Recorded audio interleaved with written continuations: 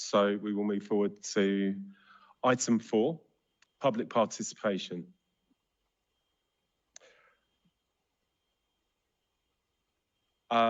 Do we have any questions from the public? Thanks, Chair. We have one question, and it's from a member of the public, Mr. Mark Ellis, and I'll read that question through now. So, Dorset Police refused to accept and address complaints against Dorset Police's own officers and staff. The Office for the Police and Crime Commissioner does not accept direct complaints against Dorset Police's refusal to police and complaints against behaviour of Dorset Police, including the behaviour of professional standards team. What actions has the Commissioner taken to investigate the whole complaint handling process of Dorset Police and hold the Chief Constable to account for training across the force?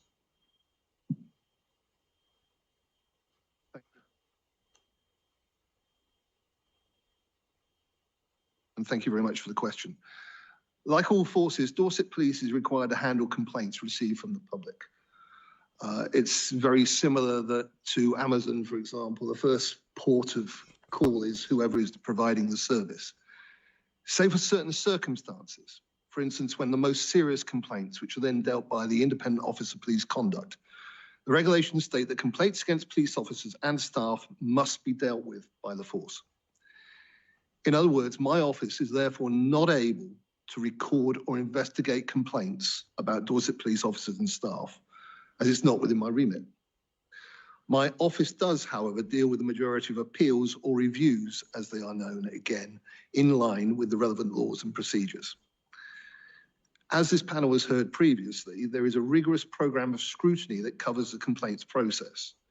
In addition to the reviews undertaken by the complaints review officer, complaints materials are subject to additional inquiry at the use of police powers and standards scrutiny panel, which happens on a quarterly basis, at which complaints, data and processes are scrutinised not only by myself, but also independent volunteers.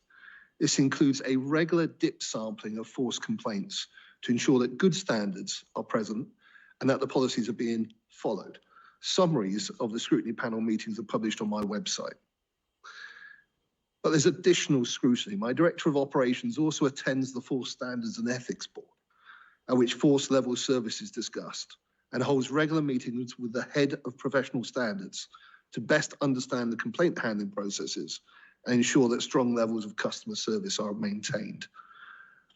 There is also an organisational learning board and legitimacy board that the Director of Operations attends, so that my office can be assured that lessons are learned and that training picks up areas that can be improved upon. Myself and the Director of Operations also meet with the Independent Office of Police Conduct representatives to understand any national trends, and alongside the information available to us locally, ensure that Dorset Police's complaints performance compares well with other similar force areas. Thank you. Thank you, Commissioner.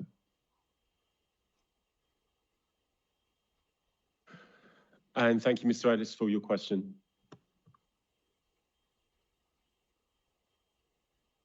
Do we have any further items of public participation?